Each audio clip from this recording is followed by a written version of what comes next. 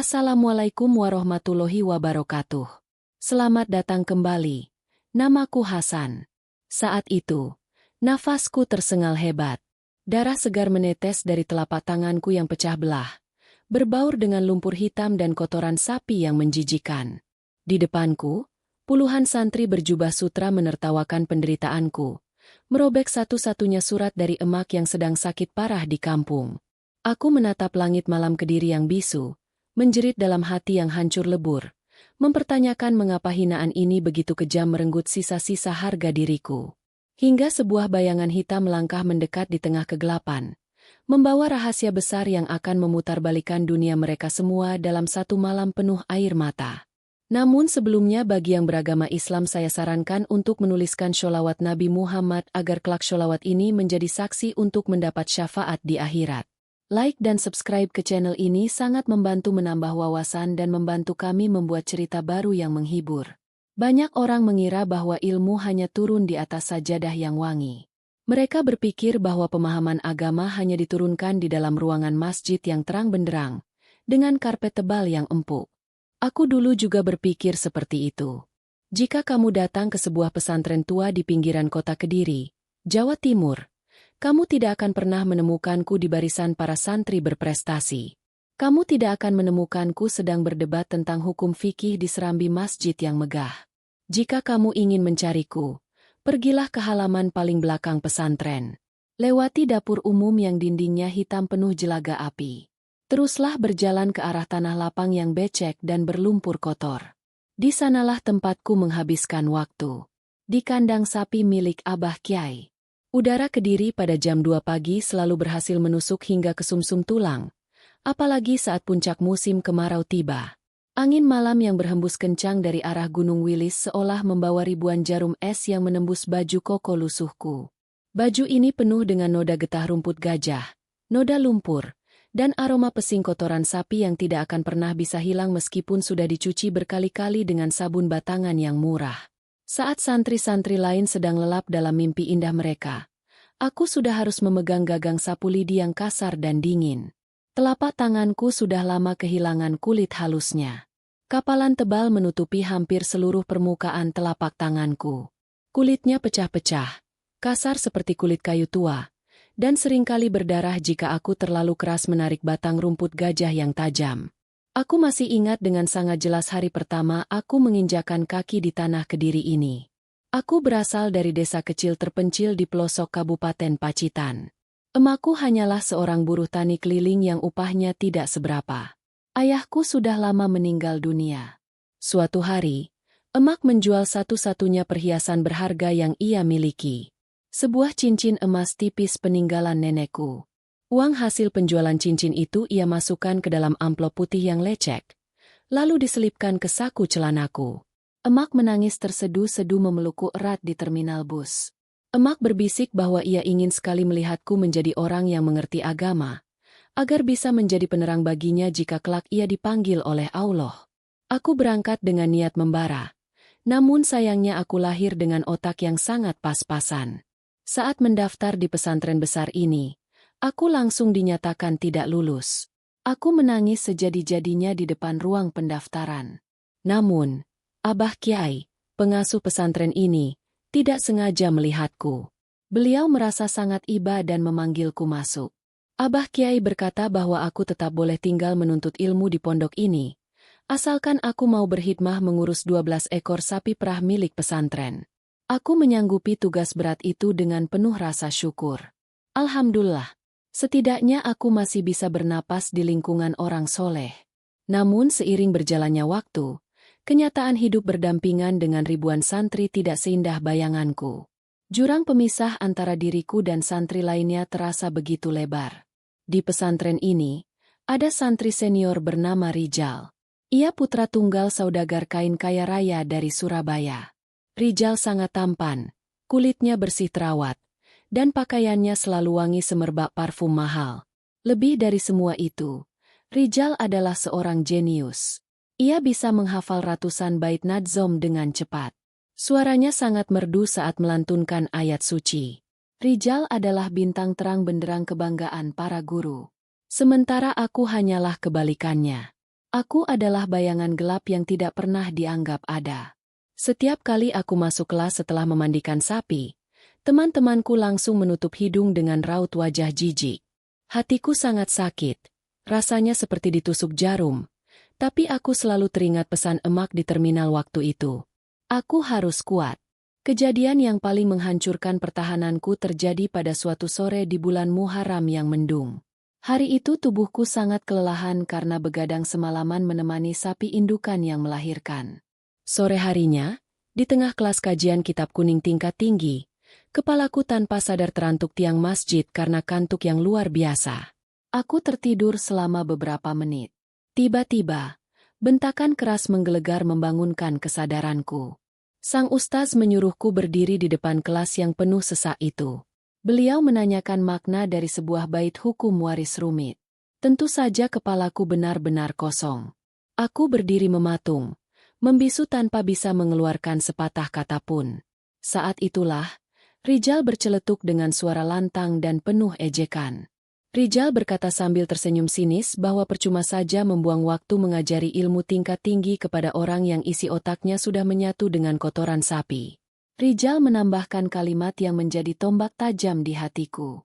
Ia mengatakan bahwa tempat orang kotor sepertiku hanyalah di dalam kandang, bukan mengotori majelis ilmu yang suci ini. Seluruh isi ruangan masjid tertawa terbahak-bahak. Tawa hinaan mereka menggema keras, menghancurkan ulu hatiku berkeping-keping. Sang ustaz sama sekali tidak membela diriku. Beliau hanya menghukumku berdiri di halaman berkerikil panas. Air mataku akhirnya tumpah tak tertahankan. Bayangan cincin emas kesayangan emak berputar di pelupuk mataku. Maafkan Hasan, emak. Hasan memang sangat bodoh. Malam itu, setelah semua penghuni pesantren terlelap, aku tidak berani kembali ke kamar asrama. Aku berjalan gontai menyendiri di sudut kandang sapi yang gelap dan pengap. Lampu pijar kuning berkekuatan 5 watt di atap bambu menjadi saksi bisu kesedihanku. Aku mengambil air, lalu mulai menggosok lantai semen yang penuh kotoran dengan sikat kayu usang. Aku menggosok lantai sekuat tenaga, melampiaskan semua rasa sakit. Air mataku menderas, bercampur kotoran di lantai. Tanganku terus menyikat, sementara bibirku terus beristighfar memohon ampun kepada Allah. Mengapa nasibku harus sepedih ini ya Allah? Di tengah isak tangis tertahan dan sunyinya malam Kediri yang mencekam, tiba-tiba telingaku menangkap sesuatu. Suara langkah kaki. Langkah itu berjalan lambat namun pasti, menginjak ranting kering, mendekati arah pintu masuk kandang sapi. Langkah itu terdengar berat dan berwibawa. Lalu seketika berhenti tepat di balik celah dinding bambu tempat aku sedang berjongkok menyembunyikan wajahku yang sembab. Jantungku berdebar kencang. Aku menahan napasku sekuat mungkin. Seluruh tubuhku menegang. Aku tidak berani menoleh sedikit pun. Siapakah yang berdiri di balik dinding bambu itu pada jam 3 dini hari yang sedingin es ini? Aku menahan napasku sekuat tenaga hingga dadaku terasa sangat sesak.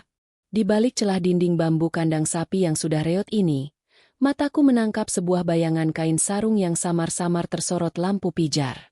Sosok misterius itu berdiri terdiam cukup lama di luar kandang. Beliau tidak mengatakan apa-apa, tidak juga mendehem untuk memberikan tanda. Hanya suara hembusan napas yang terdengar begitu berat dan tenang, menyatu dengan suara jangkrik malam Kediri. Perlahan, bayangan itu berbalik arah dan langkah kakinya semakin menjauh, menghilang di telan lebatnya kabut malam. Hingga detik ini, aku tidak pernah tahu pasti siapa yang berdiri di sana. Namun, entah mengapa, kehadirannya di tengah malam yang membeku itu menyisakan sedikit kehangatan aneh di dalam dadaku yang sedang hancur lebur. Keesokan harinya, matahari pagi bersinar sangat pucat menembus sela-sela daun manggis di halaman belakang pesantren. Saat aku sedang sibuk memikul 2 keranjang goni besar berisi rumput gajah liar, seorang pengurus pondok tiba-tiba memanggilku dari kejauhan. Ia menyerahkan sepucuk surat dengan perangko-perangko yang sudah kusam warnanya. Amplop surat itu terlipat-lipat kasar dan sedikit robek di bagian ujung kanan. Jantungku seketika berdesir hebat saat mataku membaca nama pengirim yang tertera di sana. Itu adalah surat dari kampung halamanku, dikirim oleh tetangga sebelah rumah emak di pelosok pedesaan Pacitan. Dengan tangan yang masih gemetar dan berlumuran cairan getah rumput, aku berlari kencang mencari tempat yang sepi bernaung di bawah pohon nangka tua di dekat sumur. Aku membuka lipatan kertas buram itu dengan sangat perlahan, takut merobeknya. Tulisan tangan di dalamnya tampak sangat acak-acakan dan tidak beraturan. Jelas ini bukan gaya tulisan emak. Tetanggakulah yang menuliskannya, karena ternyata emak sudah tidak sanggup lagi sekadar untuk memegang sebatang pena. Membaca baris demi baris isi surat itu, pertahanan batinku runtuh seketika tanpa sisa. Dadaku terasa bagai dihantam batu besar dari puncak Gunung Kelut. Tetanggaku mengabarkan berita buruk bahwa penyakit batuk darah yang diderita emak kini semakin parah. Emak setiap hari hanya bisa terbaring lemah tak berdaya di atas dipan bambu reot yang selalu berderit. Namun, di bagian paling akhir dari surat buram itu, terdapat sebuah pesan langsung yang diucapkan emak, khusus ditujukan untukku. Pesan itu berbunyi, "Anakku Hasan, ini emak. Dengarkan perkataan emak baik-baik. Kalau otakmu memang tidak kuat untuk menghafal rentetan kitab yang tebal itu, jangan pernah dipaksa sampai kamu jatuh sakit.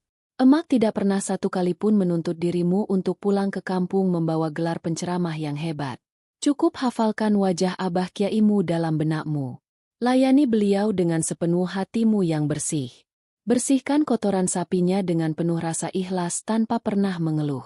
Keberkahan hidupmu murni ada di dalam pengabdianmu yang sunyi, bukan di dalam kesombongan saat berdiri di depan mimbar.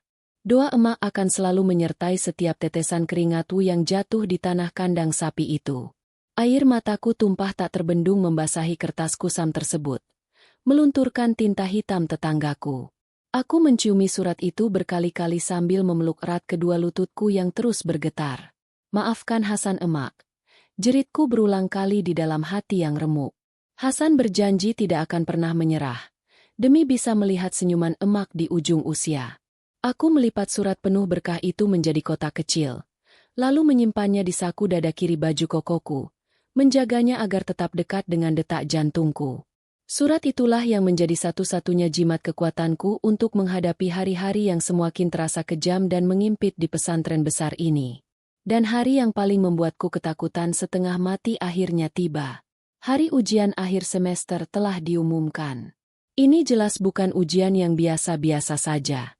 Seluruh santri putra diwajibkan membaca kitab kuning gundul, yakni kitab berbahasa Arab tanpa tambahan harakat atau tanda baca sekecil apapun, dan harus dibaca secara langsung di hadapan Abah Kiai beserta jajaran Dewan Ustaz.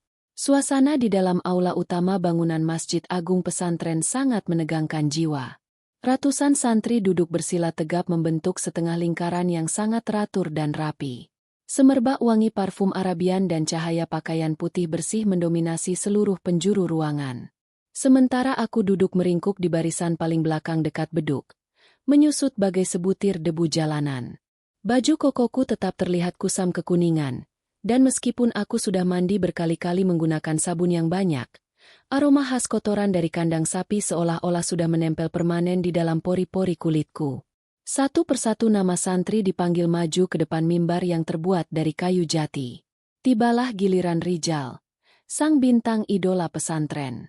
Dengan langkah kaki yang sangat tegap dan dada dibusungkan penuh kebanggaan, Rijal melangkah ke depan. Ia membaca baris demi baris kitab berbahasa Arab itu dengan tempo yang sangat lancar, tanpa jeda atau keraguan sedikitpun. Suaranya terdengar begitu lantang dan pelafalan huruf tajwidnya sangat sempurna tanpa cacat. Abah Kiai yang duduk di tengah hanya terlihat mengangguk-anggukan kepalanya, sementara para ustaz tersenyum sangat lebar tanda bangga luar biasa. Seluruh santri yang hadir serempak bergumam penuh rasa kagum. Rijal kemudian kembali ke tempat duduknya dengan senyuman kemenangan yang angkuh terpancar di wajahnya, dan ia sengaja menyempatkan diri melirik tajam penuh ejekan ke arahku. Lalu, tiba-tiba terdengarlah giliranku. Nama Hasan dipanggil melalui pengeras suara menara masjid.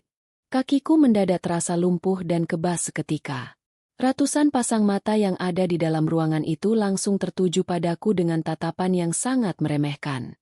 Aku memaksakan diriku untuk bangkit berdiri, berjalan dengan kaki terseret-seret pelan menuju sebuah meja kecil di depan posisi Abah Kiai. Tanganku yang permukaannya sangat kasar dan memiliki kapalan tebal gemetar hebat saat berusaha membuka lembaran-lembaran kitab kuning yang rapuh itu. Keringat dingin mengucur sangat deras dari dahi, turun membasahi seluruh area leherku. Aku mencoba mulai membaca huruf pertama, namun tenggorokanku seolah tercekik kuat. Huruf-huruf Arab gundul di depanku tampak seakan-akan menari-nari liar, tidak memiliki bentuk dan sama sekali tidak bermakna apapun di mataku. Aku terbata-bata. Aku salah total melafalkan baris pertama, dan kembali salah memberikan harakat di bacaan baris kedua. Suaraku terdengar sangat sumbang, serak dan bergetar hebat. Belum sempat ustaz penguji utama membenarkan bacaanku yang hancur itu. Sebuah tawa merendahkan pecah seketika membelah keheningan sakral aula masjid. Itu jelas suara Rijal. Dengan nada suara yang sangat pongah dan sengaja dikeraskan agar semua orang bisa mendengar dengan jelas. Ia menunjuk lurus ke arah mukaku. "Berhenti saja Hasan," teriak Rijal memotong bacaanku dengan kasar. Kitab suci ini ditulis dalam bahasa Arab yang sangat mulia, bukan memakai bahasa sapi perah. Panggilkan saja sapi-sapimu ke dalam masjid ini. Mungkin mereka jauh lebih paham dan lebih pintar daripada otakmu yang kotor dipenuhi lumpur itu. Bagai disambar petir raksasa tepat di siang bolong. Kata-kata Rijal menghujam tajam merobek gendang telingaku. Hanya selang 1 detik kemudian, meledaklah tawa ratusan santri lainnya di dalam masjid agung itu. Mereka tertawa lepas terbahak-bahak sampai ada banyak santri yang harus memegangi perut karena terlalu keras tertawa. Tawa hinaan mereka menggema sangat liar, memantul keras di pilar-pilar batu masjid, menelanjangiku habis-habisan di depan mata Abah Kiai. Wajahku memanas seperti terbakar api. Harga diriku hancur berkeping-keping menjadi debu. Aku menundukkan kepalaku sedalam-dalamnya. Tak berani sedikit pun menatap wajah kecewa guru-guruku di depan meja. Aku memburu-buru menutup kitab kuno itu, mundur perlahan-lahan, dan akhirnya berlari melarikan diri keluar area masjid tanpa berani menunggu perintah pengurus pondok. Aku terus berlari tanpa melihat arah di tengah terik matahari kota Kediri yang membakar aspal. Kakiku yang berjalan tanpa menggunakan alas sandal membawaku kembali ke satu-satunya tempat di dunia ini yang masih sudi menerimaku apa adanya. Kandang sapi. Aku mengunci pintu kayu kandang dari bagian dalam, lalu menjatuhkan seluruh tubuhku di atas tumpukan jerami sisa yang sangat kotor. Di tempat hina itulah aku menangis sejadi-jadinya, meraung-raung hebat tanpa mengeluarkan suara. Aku memukul-mukul kepalaku sendiri dengan keras menggunakan telapak tanganku yang kasar. "Tolol!" teriakku berulang kali di dalam relung hati. "Kau memang santri tolol Hasan. Kau sengaja mempermalukan dirimu sendiri. Kau telah menghancurkan harapan dan mempermalukan emakmu yang sedang sakit keras." Malam harinya, aku menolak untuk makan sepeser nasi pun. Perutku terasa perih melilit namun luka hatiku jauh lebih perih berdarah-darah. Di waktu sepertiga malam yang sangat membeku dan sunyi, aku membentangkan sebuah karung goni bekas wadah dedapadi persis di sebelah kotoran sapi yang belum sempat kubersihkan sore tadi. Aku sudah tidak peduli lagi pada keindahan atau kesucian tempat sholat, karena aku merasa diriku sendiri bahkan jauh lebih hina dan lebih kotor daripada tanah lumpur yang sedang kuinjak. Aku mulai mendirikan sholat tahajud di atas alas karung itu dengan derai air mata penyesalan yang tidak kunjung berhentu. Dalam gerakan sujudku yang paling panjang, aku mengadu dan curhat sejujur-jujurnya kepada Tuhan penguasa alam semesta. "Ya Allah," rintihku terbata-bata di dalam sujud yang berlumuran debu jerami. "Jika memang ilmu agama yang mulia ini tidak pantas untuk masuk ke dalam otakku yang tumpul, aku ikhlas menerimanya ya Allah. Jika memang jalan takdirku hanyalah menjadi seorang pelayan dari hamba-hambamu yang soleh, aku terima dengan lapang dada. Namun tolong ya Allah, jangan pernah biarkan rasa malu yang menyiksa ini membunuh sisa harapanku untuk terus berbakti kepada para guru-guruku. Berikanlah kepada hamba-Mu ini kekuatan sekokoh batu karang, untuk bisa menahan semua caci maki dan hinaan yang tajam ini." Aku terus-menerus menangis terseduh-seduh dalam sujudku, meresapi setiap tetes rasa sakit yang menghunjam masuk ke dalam relung jiwa terdalam. Namun, yang sama sekali tidak aku sadari saat malam kesedihan itu adalah, tepat di balik celah renggang dinding bambu kandang, di bawah rimbunnya pohon rambutan yang tertutup bayangan gelap gulita, seseorang sedang berdiri tegak mematung. Sosok manusia itu adalah Abah Kiai. Beliau ternyata sengaja datang berjalan diam-diam di tengah malam buta untuk menyusulku pergi ke kandang. Dari celah bambu itu, Abah Kiai melihat dengan jelas punggungku yang bergetar hebat saat sedang bersujud di atas karung goni yang najis. Air mata bening perlahan-lahan menetes membasahi janggut putih panjang milik Abah Kiai. Beliau ikut menangis terseduh-seduh dalam diam, menjadi saksi hidup melihat ketulusan hati seorang santri buangan yang hatinya justru bersinar sangat terang benderang di hadapan penghuni langit. Malam penuh air mata itu akhirnya berlalu dengan hembusan angin yang sepi. Hingga tepat menjelang masuknya waktu sholat subuh, tiba-tiba saja suara beduk raksasa di Masjid Agung ditabuh dengan ritme yang sangat ganjil dan tidak biasa. Bunyinya bertalu-talu, sangat keras, cepat dan mencekam, memecah kesunyian seluruh sudut pondok pesantren secara mendadak. Suara pengumuman dari speaker menara masjid menggelegar nyaring, memerintahkan dengan tegas agar seluruh santri putra maupun putri tanpa terkecuali untuk segera berkumpul di aula utama pada pagi hari itu juga. Ada sebuah kejadian maha besar yang sama sekali tidak pernah terduga sebelumnya, yang akan mengubah sejarah berdirinya pesantren di Kediri ini untuk selama-lamanya. Aku yang saat itu masih berlumuran debu jerami dan keringat dingin, hanya bisa menatap nanar ke arah menara Masjid Agung dengan detak jantung berdegup sangat kencang. Suara tabuhan beduk raksasa di pagi buta itu masih terus menggema, memecah kebisuan ufuk timur kota Kediri yang masih diselimuti kabut tebal dari lereng Gunung Kelut. Kaki telanjangku yang masih dipenuhi sisa lumpur dan kotoran sapi berlari kecil melintasi halaman pesantren. Angin pagi yang biasanya menyejukkan, kini terasa seperti ribuan silet yang menyayat pori-pori kulitku karena ketegangan yang mendadak melanda seluruh penghuni pondok.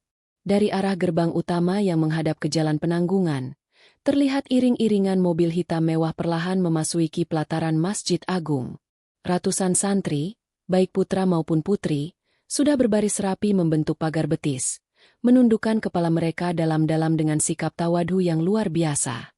Aku menghentikan langkahku tepat di balik pohon beringin tua dekat tempat wudhu. Mataku nanar menatap rombongan tersebut. Ternyata, pesantren kami kedatangan tamu kehormatan yang sangat mendadak. Beliau adalah seorang syaikh besar, seorang ulama ahli tasawuf dan fikih tingkat tinggi yang jauh-jauh datang dari Tarim, Hadramaut, negeri Yaman. Kedatangan beliau bagaikan turunnya mata air di padang pasir bagi para santri. Abah Kiai sendiri yang langsung menyambut beliau, tergopoh-gopoh membukakan pintu mobil sambil meneteskan air mata haru. Sang syaikh turun dengan langkah yang sangat tenang dan berwibawa. Beliau mengenakan jubah putih bersih yang berkibar tertiup angin, sorban hijau melilit rapi di kepalanya, dan wajahnya memancarkan cahaya keteduhan yang membuat siapapun yang memandangnya akan merasa damai sekaligus segan. Pengumuman kilat segera disiarkan melalui pengeras suara. Seluruh santri diwajibkan berkumpul di aula utama Masjid Agung. Ini bukan sekadar kunjungan silaturahmi biasa, melainkan sebuah majelis ujian terbuka secara mendadak. Sang syaikh ingin melihat secara langsung kualitas keilmuan para penuntut ilmu di tanah Jawa. Tentu saja, barisan paling depan langsung diisi oleh jajaran ustaz senior dan para santri unggulan terpilih. Rijal, sang idola kebanggaan pesantren, duduk tepat di tengah barisan paling depan. Pagi itu, Rijal tampak luar biasa gagah. Ia mengenakan baju koko sutra berwarna putih tulang yang sangat halus dan baru disetrika, sarung batik cap pesisiran asli yang sangat mahal, dan kepalanya dihiasi peci hitam beludru yang tegak paripurna. Aroma parfum gaharu murni yang sangat tajam dan wangi menguar dari tubuhnya, menenggelamkan bau keringat santri-santri lain di sekitarnya. Rijal duduk dengan punggung tegak, dadanya dibusungkan penuh rasa percaya diri, seolah-olah ia sedang menantang dunia dan siap melahap semua pertanyaan yang akan dilontarkan oleh sang tamu agung. Lalu, di manakah diriku berada? Aku sama sekali tidak berani melangkahkan kakiku melewati batas suci teras masjid. Jangankan untuk masuk dan duduk membaur di dalam aula yang harum itu, berdiri di serambi luarnya saja aku sudah diusir mentah-mentah oleh pengurus keamanan pondok. Pakaianku masih berupa baju koko lusuh yang sama seperti yang aku pakai menangis semalam. Bau pesing kotoran sapi, campuran keringat dingin yang mengering, dan sisa lumpur kandang masih melekat erat di sekujur tubuhku. Aku sangat sadar akan posisiku. Aku hanyalah sebutir debu najis yang akan menodai kesucian majelis ilmu yang sangat agung ini jika aku memaksa masuk. Maka, Disinilah aku berakhir meratapi nasib. Duduk meringkuk bersandar pada dinding luar masjid. Bersembunyi meringkuk di balik sebuah pilar batu besar yang sangat dingin. Di tanganku masih tergenggam erat sebuah sapu lidi kasar. Seolah-olah hanya benda mati yang biasa kugunakan menyapu kotoran itulah teman satu-satunya di dunia ini yang tidak akan pernah menertawakanku atau memandangku jijik.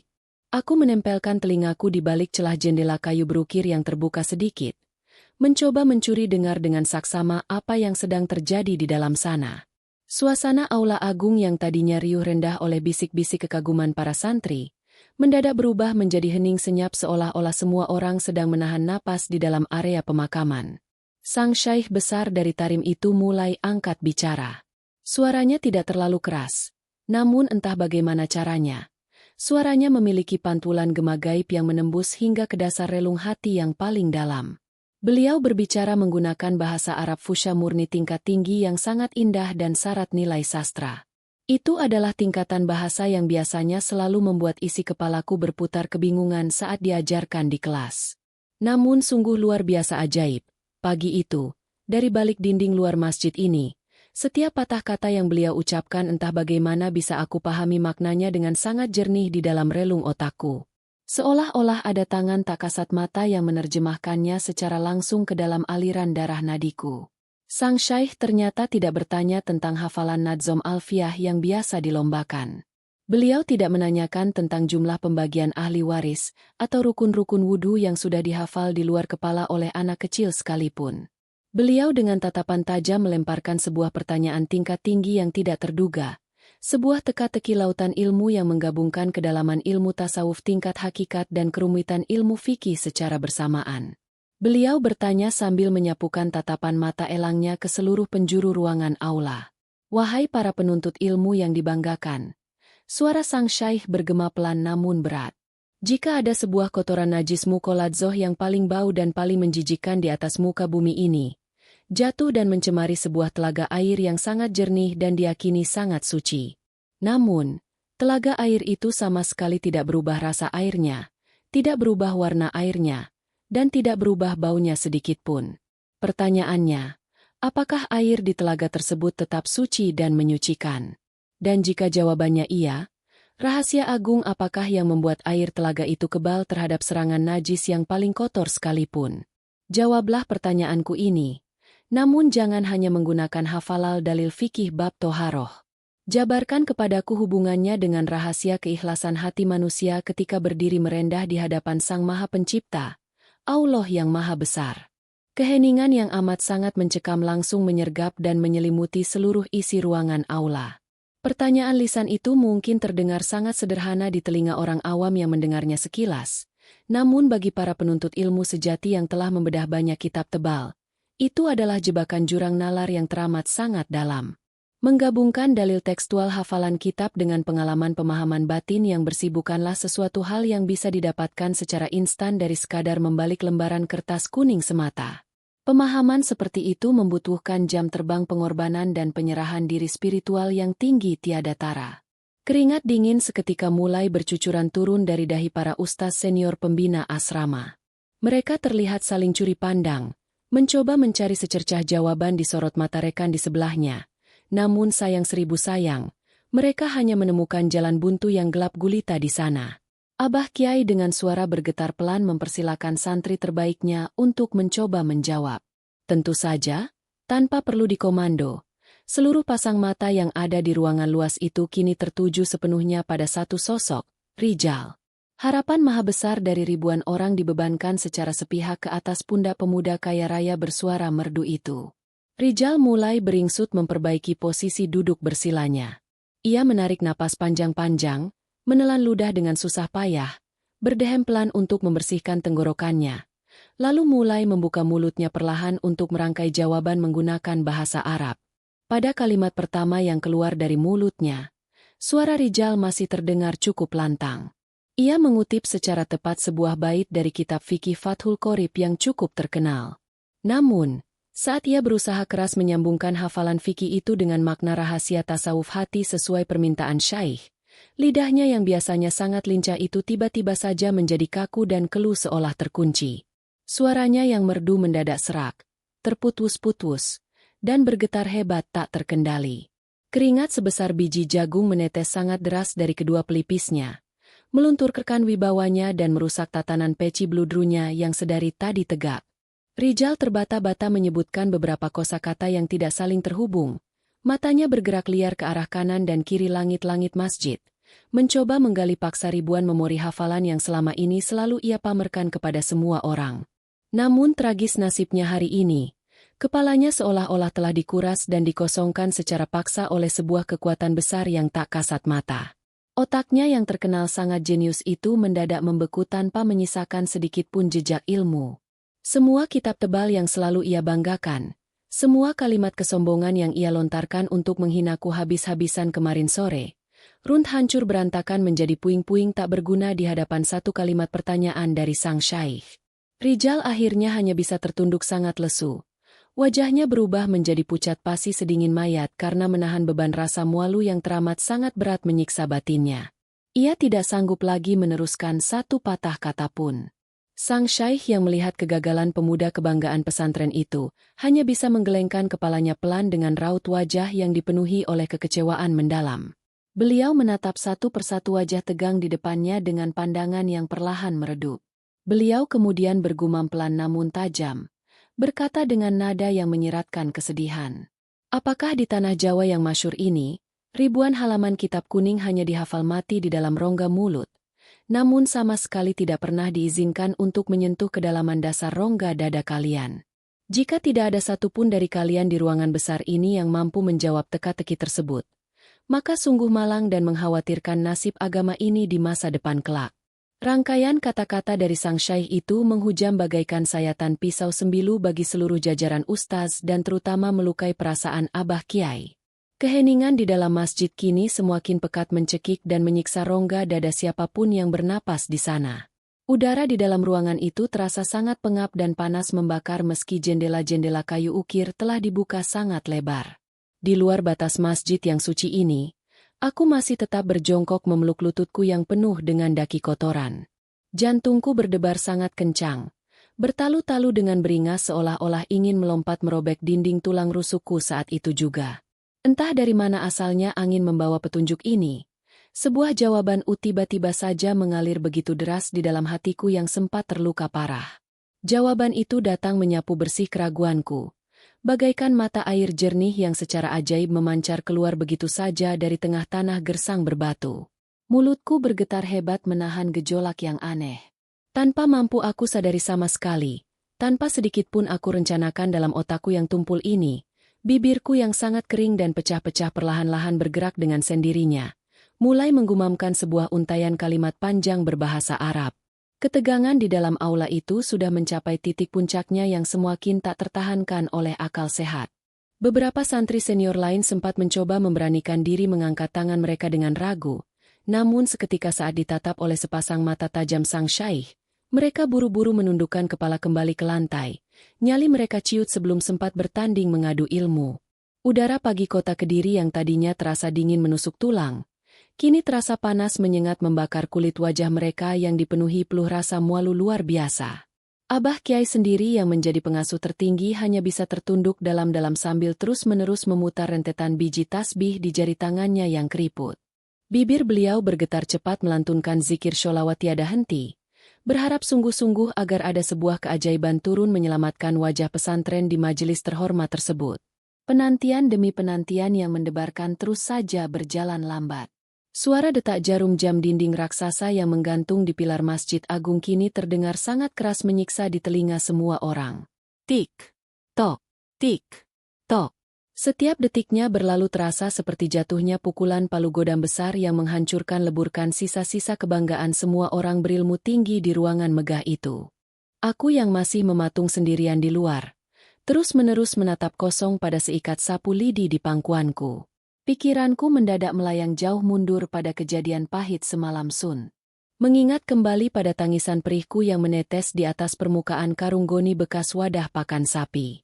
Mengingat kembali pada pesan suci emak di dalam surat lusuhnya yang basah oleh air mataku. Surat yang kini menempel hangat menutupi dada kiriku. Emak menyuruhku untuk mengabdi dengan ikhlas, bukan untuk menjadi sombong dan meninggikan diri. Tiba-tiba saja, pertanyaan yang dilontarkan oleh sang syaikh itu terasa sangat dekat dan sangat nyata dengan kisah kehidupanku sendiri sehari-hari. Bukankah setiap hari aku bergulat dengan kotoran paling najis itu?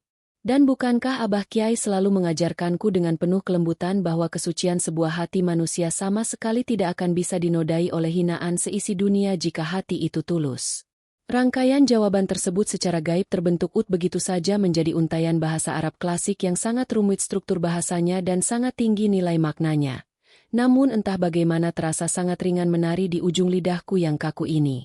Di tengah lamunanku yang mendalam itu, seikat sapu lidi di pangkuanku tiba-tiba terlepas begitu saja dari genggaman tanganku yang gemetar tanpa henti. Benda kasar itu meluncur dan jatuh membentur keras ubin semen di luar teras masjid dengan suara yang cukup mengejutkan. Trak! Bunyi pantulan benda kayu itu membelah dan memecah keheningan sempurna yang sedari tadi menyelimuti seluruh penjuru isi bangunan masjid. Dan kebetulan yang luar biasa, bersamaan dengan jatuhnya sapu lidi itulah, tanpa mampu aku tahan dan aku bendung lagi dengan akal sehatku, suaraku meluncur deras memecah kebisuan udara pagi. Dari balik pilar batu dingin yang membatasi kesucian dan kenajisan, dari celah bibir seorang pemuda kotor yang tubuhnya berbau menyengat kotoran sapi, mengalirlah sebuah lantunan jawaban yang teramat tegas, teramat puitis, dan seketika langsung menusuk tepat di jantung pertahanan kesombongan semua orang yang mendengarnya.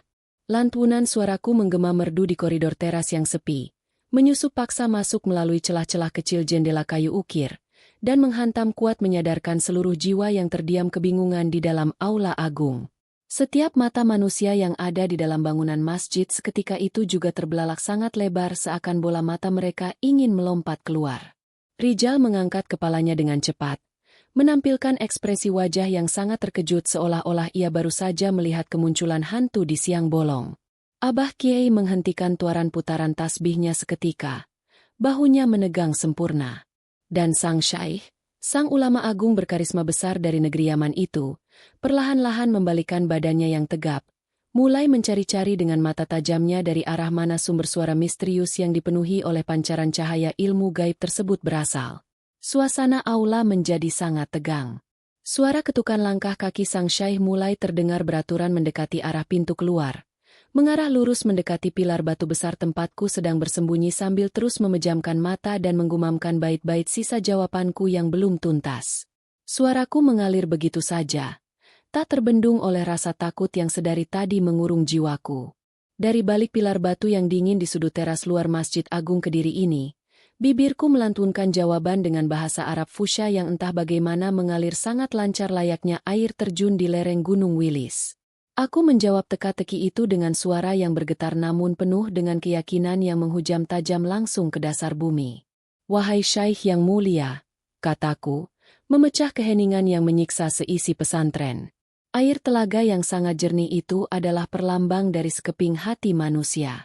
Jika volume air di dalam telaga itu telah mencapai batas lebih dari 2 kulah, yakni ketika batas keikhlasan seseorang telah meluas menjadi samudera kepasrahan yang tak bertepi kepada Allah, maka sebanyak apapun kotoran najis mukoladzah berupa hinaan, caci maki, dan penindasan duniawi yang dijatuhkan ke dalamnya, telaga itu tidak akan pernah berubah rasa, warna, maupun baunya. Air telaga itu akan tetap suci dan menyucikan.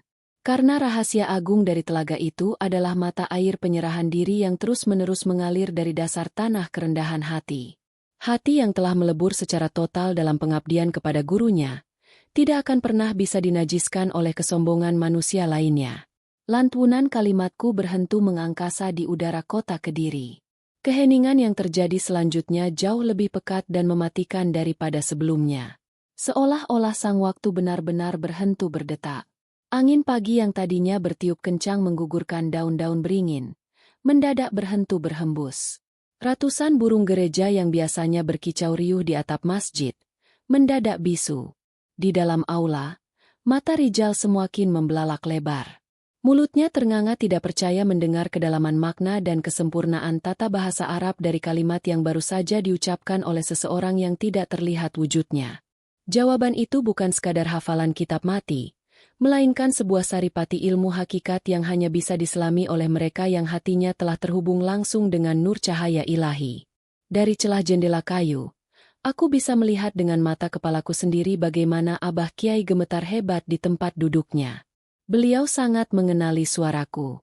Ya, pengasuh pesantren yang sangat bijaksana itu tahu persis bahwa itu adalah suara santri buangannya yang sering dianggap bodoh. Santri yang semalam sunt menangis meraung-raung di atas karung goni bekas pakan sapi. Air mata Abah Kiai mulai menetes deras tanpa bisa beliau tahan lagi, membasahi kain sorban putih yang melingkar di lehernya. Sementara itu, jajaran ustaz senior yang tadinya merasa sangat tinggi ilmu, kini hanya bisa tertunduk malu sedalam-dalamnya. Mereka menyadari bahwa ilmu yang mereka sombongkan selama ini belumlah mencapai setetes air pun dari samudera hikmah yang baru saja disuarakan. Suara ketukan langkah kaki sang syaikh mulai terdengar lagi. Langkah beliau tidak lagi lambat, melainkan setengah berlari tergesa-gesa keluar dari pintu utama aula Masjid Agung. Beliau mengabaikan Rijal yang masih mematung dengan wajah pucat. Beliau mengabaikan para ustaz yang sedang kebingungan. Seluruh pandangan mata di dalam ruangan megah itu kini tertuju pada kepergian sang syaikh menuju teras luar. Aku yang menyadari bahwa tubuhku akan segera ditemukan, mendadak dilanda kepanikan yang luar biasa hebat. Jantungku kembali berdebar liar tak beraturan. Ya Allah, apa yang baru saja aku lakukan? Mengapa aku berani sekali berteriak di majelis suci ini? Aku hanyalah seorang pembersih kotoran sapi. Aku pasti akan segera diusir, dipukul, atau bahkan diusir selamanya dari tanah pesantren ini karena kelancanganku. Aku mencoba berdiri untuk melarikan diri kembali ke arah kandang yang gelap. Namun kakiku lemas mendadak tidak bertulang. Telapak kakiku yang pecah-pecah seolah menempel sangat kuat pada ubin semen. Dan di saat aku berusaha menyeret tubuhku secara paksa, bayangan jubah putih sang syaikh telah berdiri tegak tepat di depan wajahku. Beliau menemukanku. Beliau melihatku dengan sangat jelas. Seorang pemuda kurus, berpakaian koko kuning lusuh yang sangat bau pesing kotoran hewan, jongkok meringkuk ketakutan di balik pilar batu sambil memeluk erat kedua lututnya yang gemetar. Di sebelahku, tergeletak seikat sapu lidi kasar yang jatuh dan menjadi saksi bisu hari ini.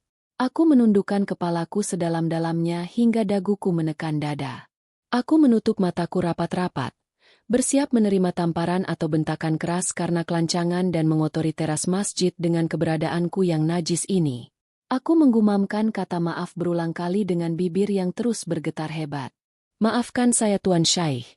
Maafkan kelancangan saya. Saya hanya santri bodoh tukang merumput. Saya akan segera pergi membersihkan kandang sapi saat ini juga. Maafkan bau kotoran di tubuh saya ini yang mengganggu penciuman Tuan. Namun, yang terjadi pada detik selanjutnya justru membuat akal sehatku hancur lebur berkeping-keping menjadi debu. Bukannya sebuah tamparan menyakitkan yang mendarat di pipiku. Bukannya sebuah bentakan kasar yang merobek telingaku. Melainkan sepasang tangan yang sangat lembut, beraroma kasturi murni yang teramat sangat wangi, tiba-tiba saja meraih kedua pundakku dengan sangat erat. Sang syaikh besar dari negeri Yaman itu, ulama agung yang ditunggu-tunggu dan dimuliakan setinggi langit oleh ribuan orang alim, menjatuhkan kedua lututnya ke lantai semen yang kotor dan berdebu.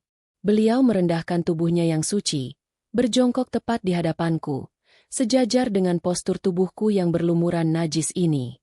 Beliau sama sekali tidak peduli dengan bau kotoran sapi yang sangat menyengat hidung. Beliau tidak peduli dengan noda getah rumput berlumur tanah yang menempel di bajuku. Dengan air mata yang terus-menerus berlinang membasahi wajah teduhnya, sang syaikh secara tiba-tiba langsung menarik seluruh tubuhku ke dalam pelukannya yang sangat erat dan hangat. Beliau memelukku dengan segenap kasih sayang yang belum pernah kurasakan semenjak ayahku meninggal dunia belasan tahun silam. Jubah sutra putih bersihnya yang sangat mahal dan berkilau itu, seketika kotor terkena sisa-sisa lumpur kandang dari punggungku. Namun beliau sama sekali tidak mempedulikannya.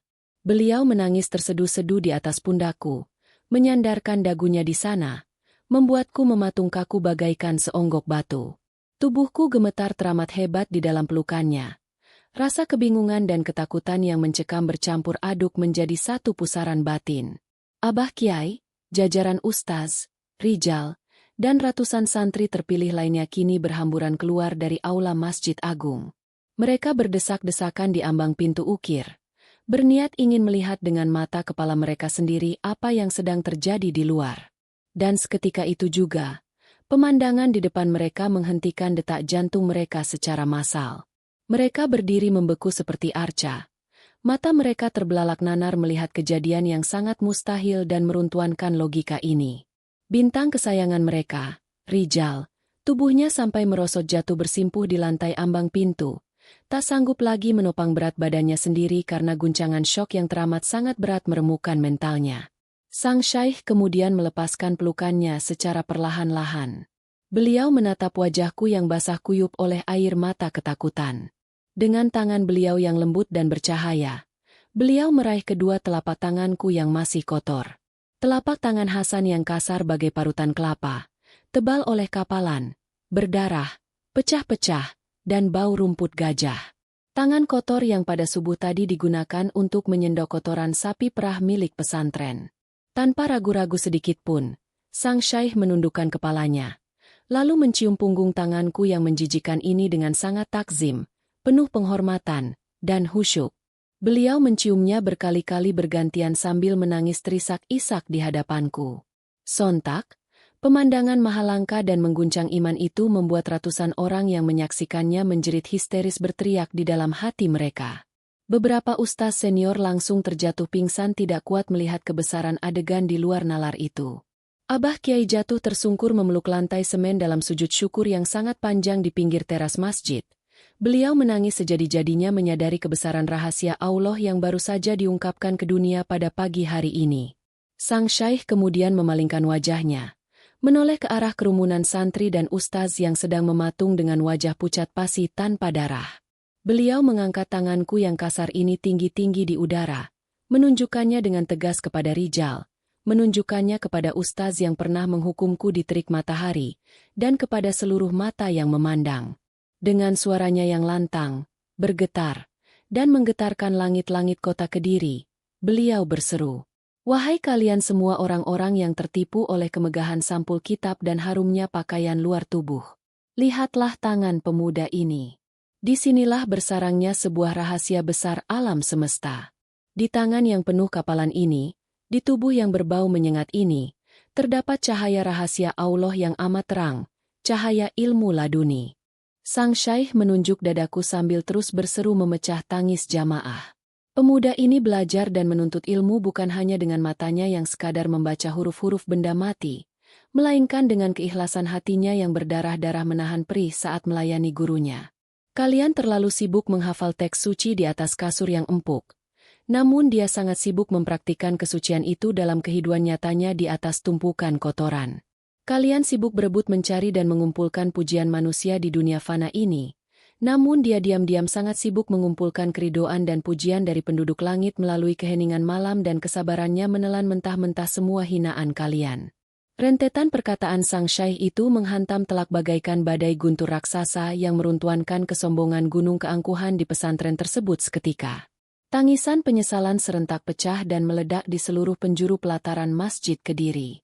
Para santri yang selalu menghinaku habis-habisan, yang selalu menutup hidung mereka dengan gaya jijik saat aku lewat, yang tertawa terbahak-bahak merendahkan harga diriku kemarin sore, kini menangis meraung-raung menampari wajah mereka sendiri dengan keras.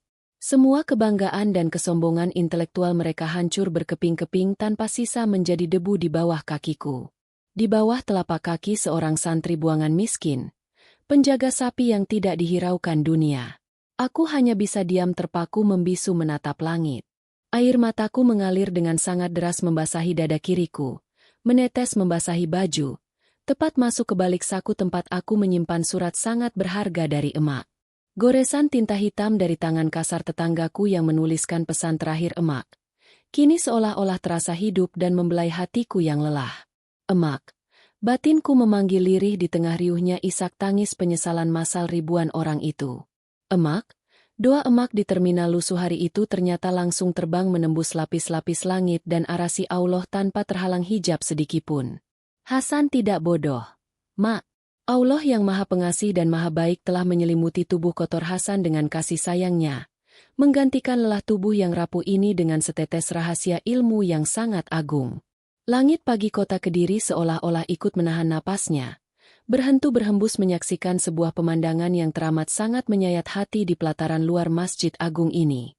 Isak tangis jamaah yang tadinya masih tertahan di kerongkongan, kini meledak luar biasa hebat menjadi raungan penyesalan massal. Tangisan mereka menggema dengan sangat beringas, memantul-mantul liar di setiap pilar batu tua dan meresap ke dalam dinding bangunan suci pesantren. Ratusan santri yang selama berbulan-bulan ini selalu membuang muka, menutup hidung dengan gaya jijik, dan memicingkan mata saat berpapasan denganku, kini tumpah ruah saling berpelukan satu sama lain sambil memukul-mukul dada mereka sendiri dengan keras. Mereka semua menangisi sebongkah gunung kesombongan yang selama ini bersemayam dengan sangat kokoh di dalam relung hati mereka. Kesombongan keilmuan yang baru saja dihancurkan leburkan rata dengan tanah oleh satu hembusan napas keikhlasan dari seorang pemuda berbau pesing pembersih kotoran sapi. Di tengah lautan manusia yang sedang terguncang hebat secara mental dan spiritual itu, tatapan mataku nanar tertuju pada satu sosok yang pertahanannya paling hancur berantakan. Pemuda tampan berdarah biru dari keluarga saudagar Surabaya yang selalu dipuja-puji dan menjadi bintang terang benderang di pesantren ini, kini terlihat sangat menyedihkan bagaikan selembar daun kering yang remuk terinjak-injak di tengah kubangan lumpur. Rijal ternyata sudah sama sekali tidak sanggup lagi untuk berdiri menopang berat badannya menggunakan kedua kakinya sendiri. Otot-ototnya seolah meluruh, tulang-tulangnya seakan tercabut dari persendiannya. Dengan sisa-sisa tenaga yang sangat memprihatinkan, di hadapan ratusan pasang mata yang masih terbelalak syok, Rijal memulai menyeret tubuhnya sendiri. Ia merangkak perlahan menggunakan kedua lututnya, menyusuri kerasnya lantai semen teras luar masjid yang kotor dan dipenuhi oleh debu jejak telapak kaki. Pakaian sutranya yang sangat mahal, yang tadinya berwarna putih tulang bersih berkilau dan memancarkan wangi gaharu, kini kotor berantakan menyapu lantai. Peci beludru hitam yang selalu ia kenakan dengan tegak sebagai simbol kehormatan intelektualnya telah terjatuh entah kemana, memperlihatkan rambutnya yang acak-acakan dan basah berlumuran keringat dingin. Rijal terus merangkak pelan namun pasti menuju ke arah posisiku mematung. Saat tubuh gemetarnya akhirnya sampai tepat di ujung kakiku yang telanjang, kasar, dan berkerak oleh lapisan lumpur kering dari kandang, Rijal tiba-tiba saja menjatuhkan wajah tampannya. Tanpa sedikit pun rasa ragu atau jijik, ia menempelkan bibirnya dan mencium punggung kakiku yang sangat kotor ini berulang kali sambil menangis meraung-raung membelah keheningan layaknya anak kecil yang tersesat dan kehilangan arah hidup. Suaranya yang terkenal sangat merdu dan selalu ia gunakan untuk melantunkan ayat-ayat suci dengan penuh rasa sombong membusungkan dada itu, kini terdengar sangat parau, pecah, serak, dan terputus-putus oleh isak tangis yang teramat dalam menyiksa tenggorokannya. "Ampuni aku Hasan," jerit Rijal dengan suara bergetar di sela-sela tangisannya yang memilukan hati semua orang. "Tolong ampuni nyawaku Hasan. Tolong maafkan lisan kasarku ini. Tolong maafkan kesombonganku yang telah dengan sengaja berulang kali merobek-robek hatimu. Aku yang selama ini selalu merasa diriku paling suci dan paling pintar di antara ribuan santri, ternyata di mata penduduk langit aku hanyalah seekor binatang hina yang sama sekali tidak mengerti adab. Ilmuku yang aku banggakan ini ternyata hanya sebatas basah di kerongkongan belaka, sedangkan ilmumu telah terbang menembus hingga ke pangkuan arasi Allah. Pukullah wajahku ini Hasan. Tolong ludahilah wajahku yang penuh dosa ini. Balaslah semua rasa sakit dan hinaan pedas yang telah aku torehkan kepadamu kemarin sore. Aku sangat rela. Aku ikhlas menerima siksaan fisik dari tanganmu asalkan kamu mau memaafkan hamba yang menjijikan ini agar aku tidak dibakar di neraka Allah kelak." Melihat Rijal yang bersimp dan merendahkan dirinya sedemikian rupa di bawah kakiku yang penuh najis, demi Tuhan penguasa alam semesta, hatiku sama sekali tidak merasakan euforia kemenangan atau kepuasan duniawi sedikit pun. Tidak ada setetes pun rasa bangga atau balas dendam yang menyelinap masuk ke dalam aliran darah di dadaku. Yang kurasakan saat menatap tubuhnya yang bergetar justru hanyalah rasa iba yang amat mendalam dan ketakutan yang luar biasa besar kepada kebesaran Sang Maha Pencipta yang mampu membolak-balikan hati manusia dalam kedipan mata. Aku buru-buru ikut menjatuhkan kedua lututku ke lantai semen, mensejajarkan posisiku agar setara dengan Rijal. Tanganku yang sangat kasar, tebal oleh kapalan berdarah, gemetar hebat saat aku berusaha keras mengangkat kedua bahunya, memaksanya untuk segera bangun dari tanah yang dingin itu. Aku langsung memeluk tubuh Rijal dengan sangat erat, membiarkan air mataku sendiri tumpah jatuh membasahi punggungnya yang terus bergetar hebat di pelukanku. "Jangan pernah melakukan hal seperti ini Rijal," Ucapku terbata-bata dengan ritme napas yang tersendat-sendat di pangkal tenggorokan. Demi Allah yang menggenggam nyawaku, jangan pernah kamu merendahkan dirimu seperti ini di hadapan manusia manapun. Aku ini hanyalah seorang pemuda kotor. Aku hanyalah Hasan si tukang pencari rumput gajah. Aku tidak pernah menaruh sedikitpun rasa benci atau dendam kepadamu di dalam benakku. Percayalah padaku Rijal, sejak malam pertama kamu melontarkan hinaan itu, hatiku sudah terlampau penuh oleh rasa cinta pada tugas harian pengabdianku, dan ruang di dalam kepalaku sudah terlalu sesak oleh pesan suci dari emakku di kampung. Sehingga sungguh, tidak ada lagi sisa ruang kosong sekecil debu pun di dalam hatiku untuk menyimpan benci kepadamu. Kita semua di sini sama-sama hanyalah seonggok daging hamba Allah yang sedang fakir merangkak mencari secercah cahaya kasih sayangnya. Alhamdulillah, Allah dengan sifat maha penutnya masih berkenan menutupi aib-aibku yang kotor pada hari ini. Mendengar ketulusan jawabanku yang sama sekali tidak menuntut ganti rugi atau balas dendam sedikitpun, tangis penyesalan Rijal justru semakin meledak tak terkendali. Ia membalas memelukku jauh lebih erat, seolah-olah takut aku akan menghilang. Ia membenamkan wajah tampannya di dada bajuku yang berbau sangat pesing oleh amonia kotoran hewan, seolah-olah ia sedang sangat kehausan menghirup aroma wangi angin surga dari balik serat pakaian lusuhku. Tidak lama kemudian, dari sela-sela kerumunan yang menangis, sosok ustaz senior yang kemarin sore membentak dan menghukumku berdiri berjemurur di tengah halaman berkerikil panas karena tertidur di kelas, mulai melangkah maju mendekati posisi kami berdua. Beliau berjalan dengan tatapan kosong, kaki yang gontai terseret-serat, dan bahu yang merosot tajam seolah kehilangan tumpuan tulang punggung. Sang ustaz tanpa ragu-ragu langsung menjatuhkan dirinya bersim tepat di sebelah Rijal. Wajah beliau sudah basah kuyup memerah oleh air mata penyesalan yang menderas. Beliau menundukkan kepalanya dalam-dalam di hadapanku, tidak berani mengangkat mukanya, menyembunyikan rasa malunya dari tatapan tajam sang syaikh dan abah kiai yang masih berdiri mematung menyaksikan kejadian itu. Hasan, anakku, tolong bukakan serapat-rapatnya pintu maafmu untukku. Lirih sang ustaz dengan nada suara yang nyaris mati tertelan isak tangisnya sendiri. Mata batinku sebagai seorang guru telah tertutup sangat rapat oleh tebalnya lembaran kitab dan gemerlapnya hafalan bahasa Arab, hingga aku dengan sangat tega dan kejam mempermalukanmu di hadapan semua orang. Aku telah gagal total menjadi seorang pendidik yang diamanahkan oleh pesantren ini. Aku hanya mengutamakan dan mengejar kecerdasan isi kepala para santri, namun aku dengan bodohnya membiarkan penyakit kesombongan dan kebusukan hati merajalela bersarang di dalam majelis kelasku. Ampuni kebodohanku ini, wahai pemuda yang di dalam kedalaman dadanya telah Allah titipkan rahasia ilmu yang sangat suci. Rentetan isak tangis dan permohonan maaf itu terus-menerus mengalir deras tiada henti membanjiri teras bangunan Masjid Agung. Ratusan santri putra dan putri yang lain perlahan-lahan mulai ikut menjatuhkan diri, berlutut massal di halaman depan yang berkerikil tajam tanpa mempedulikan lut mereka yang tergores berdarah. Mereka semua menundukkan kepala mereka dengan sangat serempak mengarah kepadaku sambil terus menggumamkan kata maaf, merapalkan untaian istighfar berulang-ulang tanpa henti memohon ampunan kepada langit. Suasana di pagi menjelang siang hari itu benar-benar telah berubah wujud menjadi sebuah lautan penyesalan raksasa yang belum pernah terjadi, dan mungkin tidak akan pernah terjadi lagi sepanjang sejarah berdirinya pesantren tertua di wilayah kota Kediri ini. Di saat yang bersamaan dengan momen mengharukan tersebut, Abah Kiai perlahan-lahan melangkahkan kedua kakinya melangkah mendekati tubuhku. Beliau mulai mengusap-usap lembut pucuk kepalaku dengan telapak tangannya yang berkeriput namun sangat penuh dengan aliran berkah. Beliau menatap tepat di kedalaman bola mataku dengan sebuah tatapan kasih sayang yang teramat sangat dalam, seolah-olah beliau sedang menatap kagum pada sebutir permata paling langka di dunia yang baru saja berhasil ditemukan dari dasar palung samudera yang paling pekat dan gelap. Wahai anakku Hasan, ucap Abah Kiai pelan dengan suara yang bergetar keras menahan luapan tangis haru di kerongkongannya. Engkau pada hari yang agung ini telah memukul kesadaran kami semua.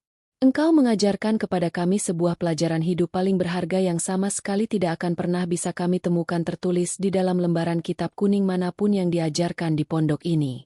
Sebuah pelajaran berat tentang seni menjaga keheningan hati. Engkau dengan sangat cerdas menyembunyikan permata ibadahmu dengan cara membungkusnya di balik balutan bau busuk kotoran sapi, semata-mata agar tidak ada satu manusia pun di dunia ini yang tertarik untuk memujimu. Namun justru kehendak Allah sendirilah yang pada hari ini secara mendadak membongkar paksa rahasiamu yang tersembunyi itu di hadapan mata dunia. Aku sungguh memohon maaf atas kelalaianku menelantarkanmu di belakang sana.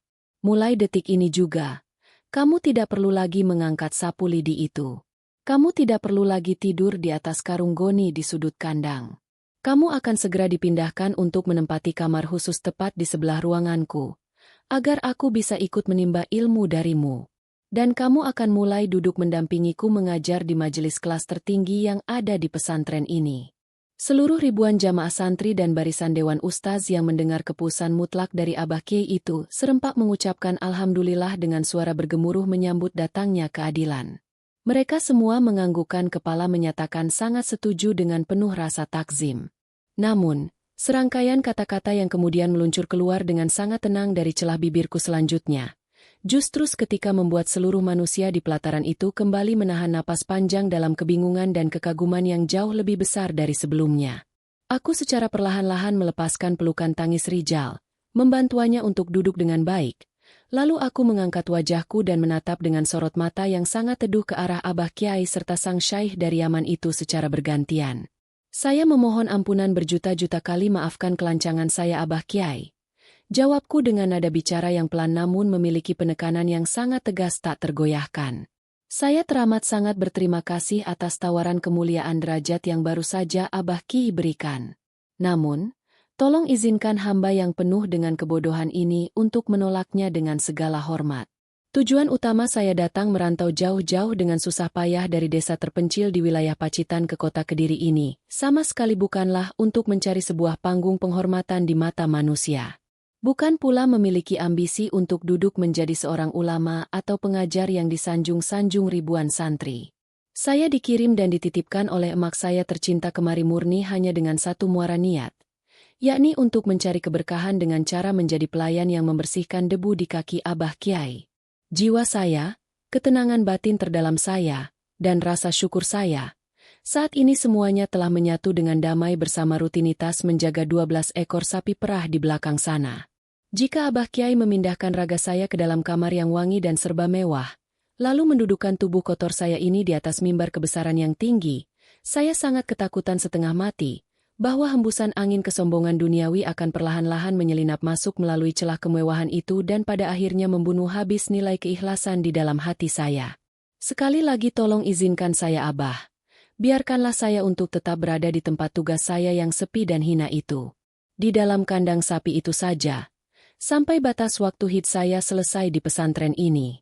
Sang syaikh yang sangat mulia itu seketika tersenyum sangat lebar dan cerah saat mendengar keputusanku yang kokoh tak tergoyahkan oleh silau dunia. Senyuman beliau memancarkan sinar cahaya kebanggaan yang tiada tara terhadap kematangan jiwaku. Beliau mengangguk-anggukan kepalanya berkali-kali sebagai tanda sangat setuju dan sangat memahami dengan jernih kedalaman jalan pikiran ilmu tasawuf tingkat tinggi yang sedang aku jalani. Sementara itu, Abah Kiai hanya bisa tersenyum getir bercampur tangis haru, menyadari dengan sepenuh hati betapa keras dan luar biasanya tembok pertahanan hatiku untuk tetap bersikukuh merendahkan diri dan membumi di atas tanah yang kotor. Kerumunan ribuan manusia itu perlahan-lahan mulai membubarkan diri dengan tertib dan penuh rasa mawas diri seiring dengan masuknya panggilan kumandang adzan waktu sholat zuhur dari menara masjid. Langit kota Kediri yang pada pagi hari tadi sempat terasa sangat mendung dan tegang, kini seolah ikut tersenyum dan berubah wujud menjadi sangat cerah bersinar dengan warna biru yang menyejukkan mata. Aku memungut kembali seikat sapu lidi milikku yang tadi sempat jatuh tergeletak berserakan di lantai teras semen. Dengan langkah yang tenang dan damai, aku melangkahkan telanjang kakiku perlahan-lahan berjalan kembali menuju arah halaman paling belakang dari kompleks pesantren. Ratusan pasang mata kini menatap setiap jengkal langkah kepergianku dengan sebuah tatapan yang telah sepenuhnya berubah wujud secara drastis. Bukan lagi tatapan meremehkan yang dipenuhi aura jijik, melainkan sebuah tatapan penghormatan dan penghargaan tingkat tinggi yang syarat akan rasa cinta. Sebuah tatapan yang biasanya hanya eksklusif mereka tujukan kepada para tokoh wali Allah penyebar agama. Aku menghela napas panjang sambil berjalan mengelus dada, mengira bahwa setelah kejadian maha menggemparkan dan menguras energi pada siang hari ini berlalu, roda kehidupanku akan dapat kembali berjalan tenang, normal, dan sunyi bersama sapi-sapi perahku seperti sedia kala. Aku dengan sangat polos mengira bahwa badai ujian terberat dari Allah telah usai dilewati dan akhirnya akan segera digantikan oleh terbitnya pelangi kedamaian yang abadi. Namun sungguh dugaanku salah besar. Ternyata, rencana Allah jauh melampaui kemampuan nalar manusia kecil sepertiku. Sang pemilik skenario hit masih menyimpan satu kejutan besar terakhir, sebuah badai susulan yang jauh lebih dahsyat, lebih menguras air mata, dan dijamin akan menghancurkan hatiku hingga luluh lantak tidak bersisa sedikit pun debu harapan. Tepat ketika aku baru saja mulai memegang garpu tanah, bersiap untuk membersihkan sisa-sisa pakan tumpukan jerami kotor di sudut kandang sapi menjelang pergantian sore hari, telingaku dikejutkan oleh suara keributan yang sangat nyaring dan histeris bersumber dari arah gerbang utama pintu masuk pesantren. Terlihat dari kejauhan, seseorang asing datang memacu sepeda motor tuanya dengan sangat tergesa-gesa dan ugal-ugalan dari arah jalan raya aspal. Orang tersebut melompat turun dan langsung berteriak-teriak nyaring dengan urat leher yang menegang, memanggil-manggil namaku berulang kali dengan suara yang teramat sangat panik dan dipenuhi aura keputusasaan tingkat tinggi. Jantungku seketika berdesir sangat hebat seperti dihantam bongkahan es saat mendengarnya. Aliran darahku mendadak terasa berhentu dan membeku total di dalam setiap ink aliran nadiku. Sebuah firasat buruk yang teramat sangat mengerikan, dingin, dan kelam tiba-tiba saja menyergap kuat mencengkeram erat relung dadaku hingga aku kesulitan untuk meraup oksigen. Ya Allah yang Maha Besar, ujian berat apalagi yang sedang terjadi kali ini? Pria yang memacu sepeda motor berkarat itu menerobos masuk ke pelataran pesantren dengan napas yang memburu liar dan dada yang naik turun dengan sangat cepat.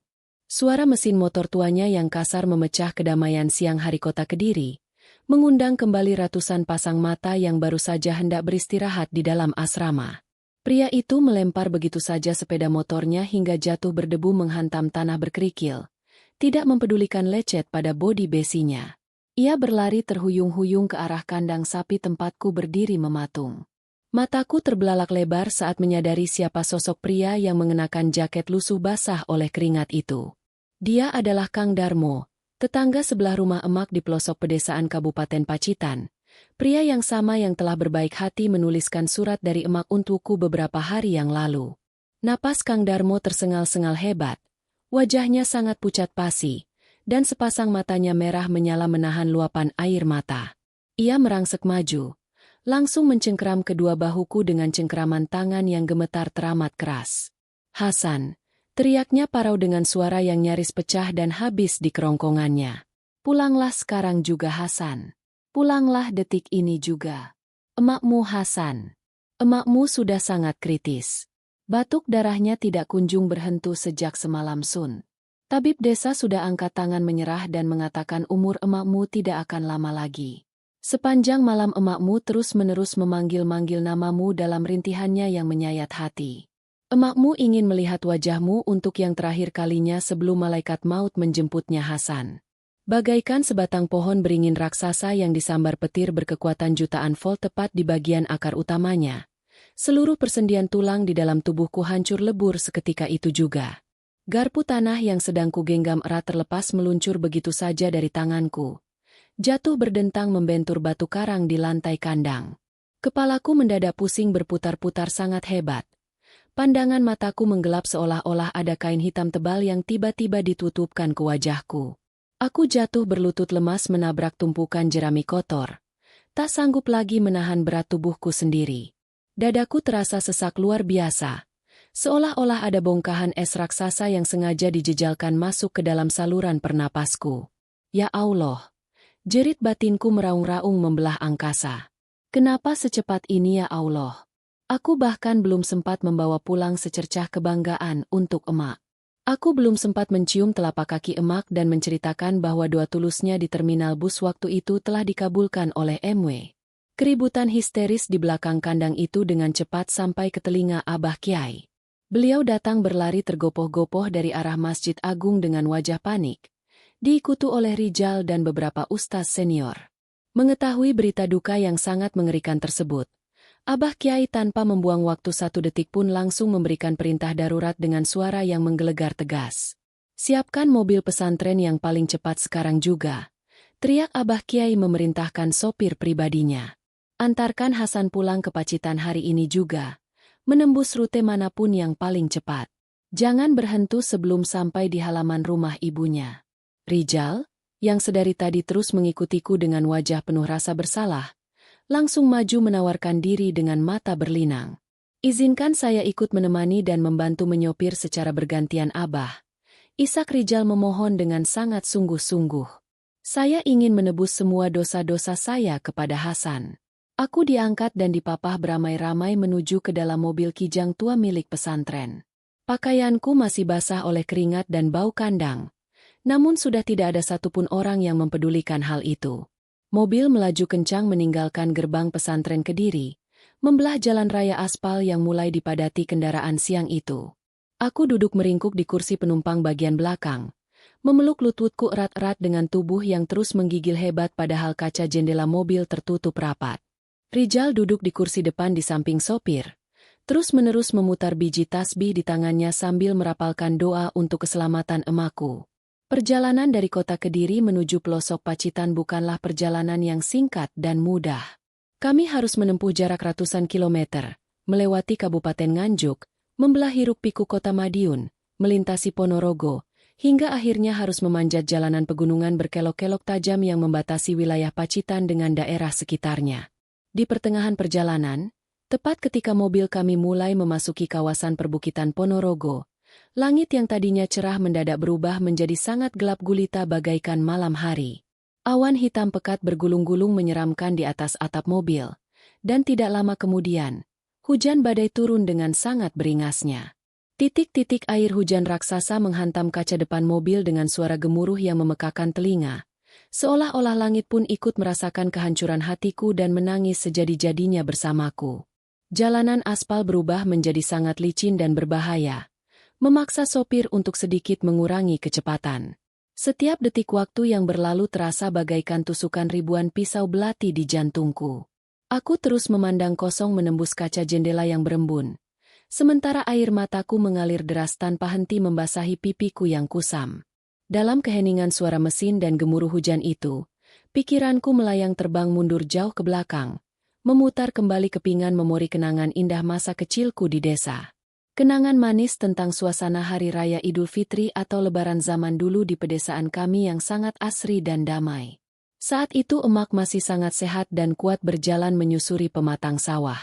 Walaupun kami keluarga yang sangat miskin dan saat Lebaran hanya mampu makan nasi putih dengan lauk sayur lodeh tempe tanpa ada setetes pun kuah kaldu daging, senyum tulus emak saat menyuapiku di pagi hari raya adalah kebahagiaan paling mewah yang pernah aku rasakan di dunia ini. Emak selalu rela tidak tidur semalaman untuk menjahitkan sebuah baju koko dari potongan kain bekas untukku, agar aku tidak merasa malu saat sholat Id di lapangan desa. Emak akan memelukku dengan sangat erat, mengusap-usap kepalaku, dan mendoakan agar kelak aku menjadi anak yang soleh. Bayangan wajah senyum emak yang penuh kasih sayang itu kini berputar-putar menyiksa batinku, membuat dadaku semakin sesak hingga aku merintih tertahan meremas dada kiriku yang terasa nyeri. Emak, tolong tunggu Hasan, rintihku berulang-ulang dalam hati. Tolong bertahanlah sebentar saja emak. Hasan sedang dalam perjalanan pulang untukmu. Setelah menempuh perjalanan darat yang sangat melelahkan dan menyiksa batin selama lebih dari 5 jam, menembus badai hujan dan kabut tebal pegunungan, akhirnya mobil kami mulai memasuki area pedalaman desaku di Pacitan. Hujan lebat sudah mulai mereda, menyisakan gerimis tipis dan udara dingin pedesaan yang menusuk tulang. Langit sore sudah mulai memudar, berganti dengan cahaya temaram jingga kelabu menjelang datangnya waktu maghrib. Jalan beraspal telah lama habis terputs, digantikan oleh jalan tanah pedesaan yang kini telah berubah bentuk menjadi kubangan lumpur coklat yang sangat dalam dan licin akibat sisa hujan badai tadi. Roda mobil kami mulai tergelincir beberapa kali, mesinnya meraung-raung tertahan, tidak sanggup lagi membelah jalanan desa yang rusak parah tersebut.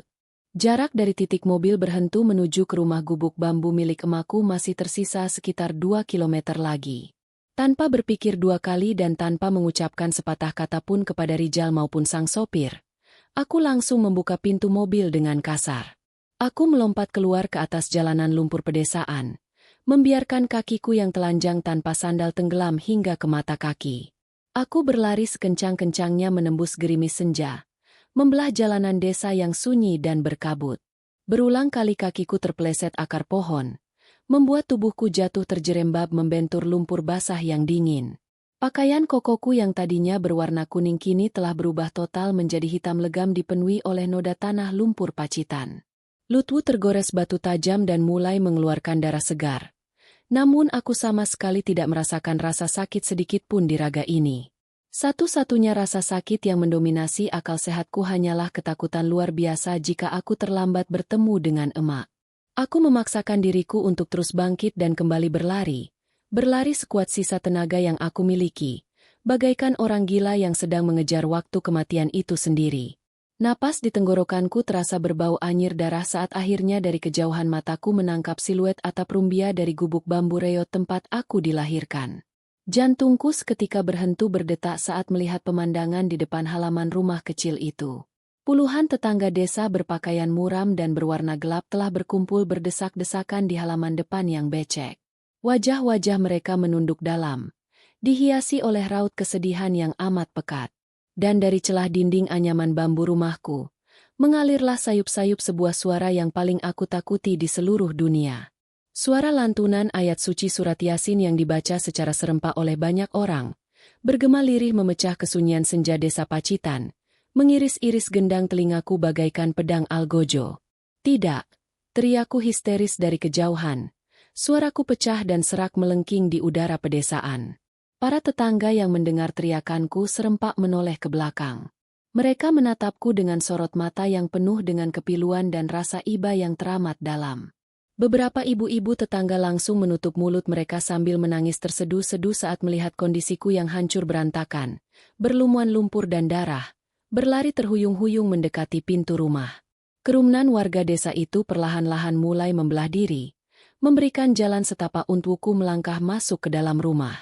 Langkah kakiku kini terasa seberat gajah. Seluruh tenaga di tubuhku seolah menguap pergi meninggalkan ragaku.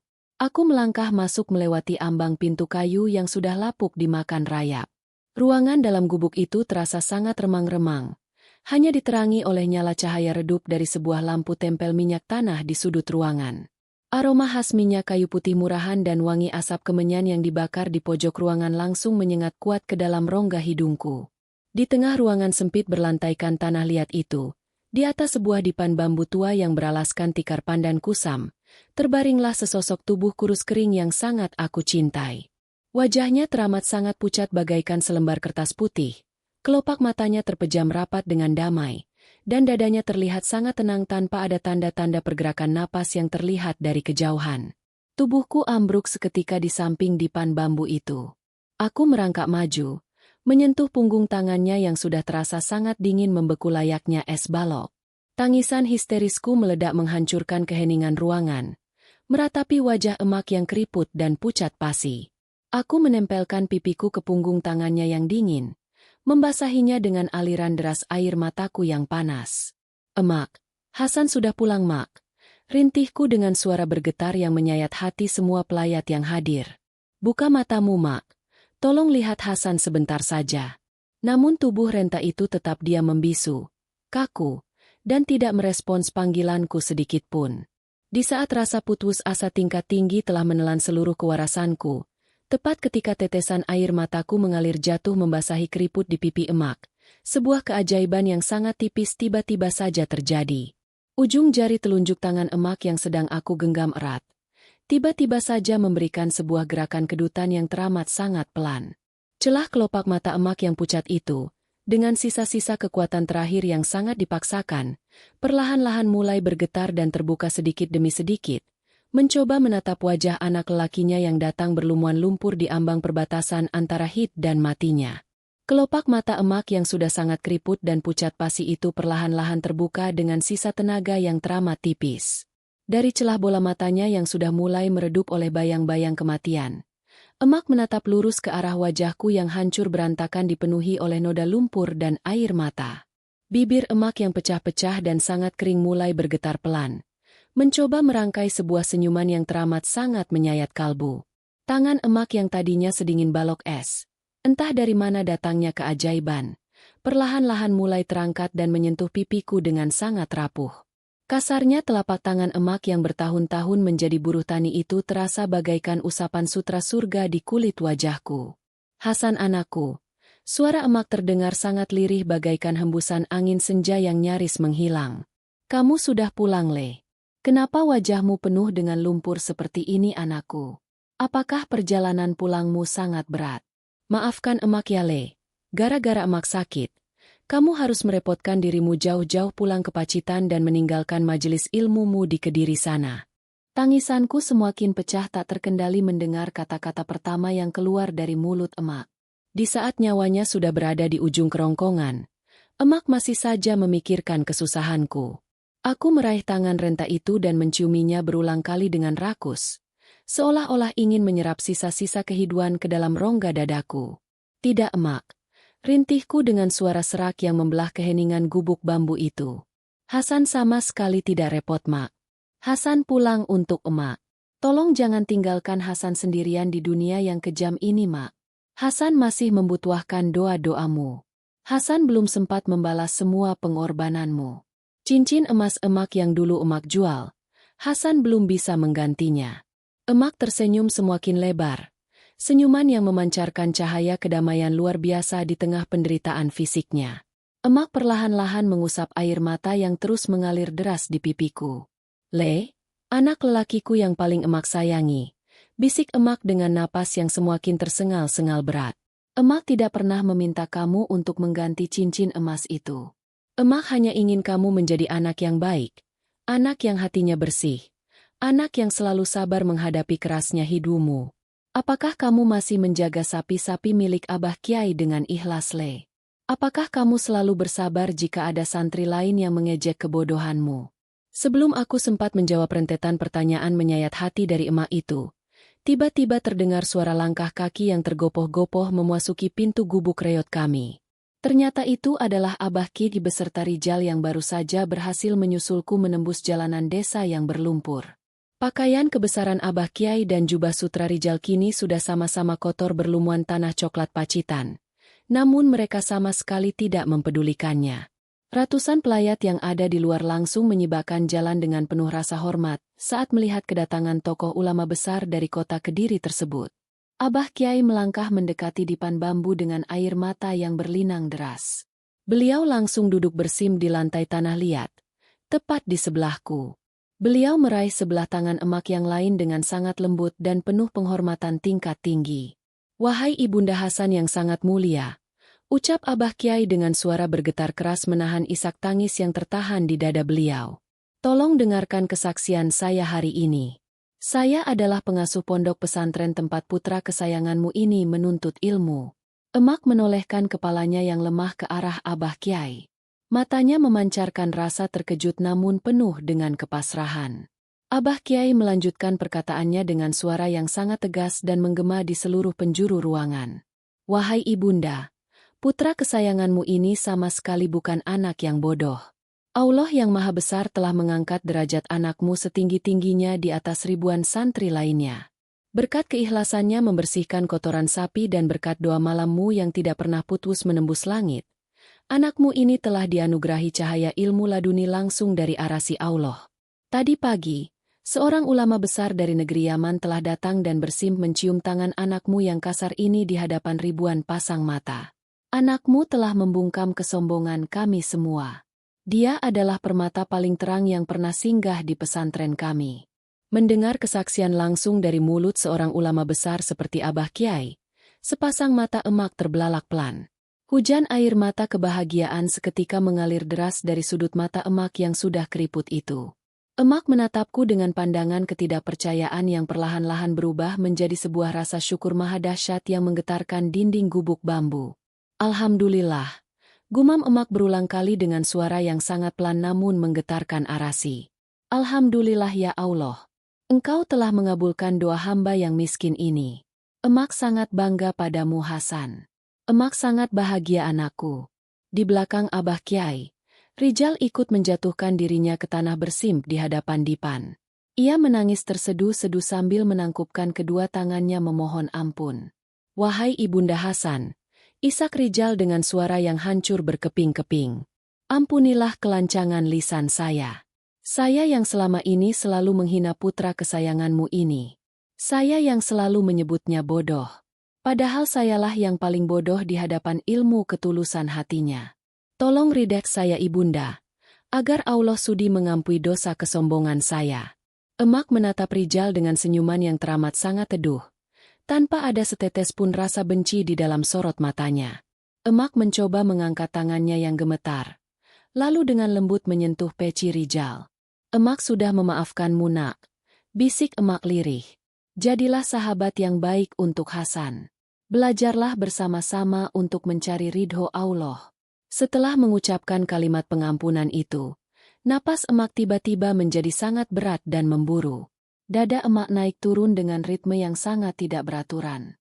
Aku tahu dengan pasti bahwa inilah saat-saat yang paling menakutkan itu. Waktu perpisahan yang abadi telah tiba di ambang pintu gubuk kami.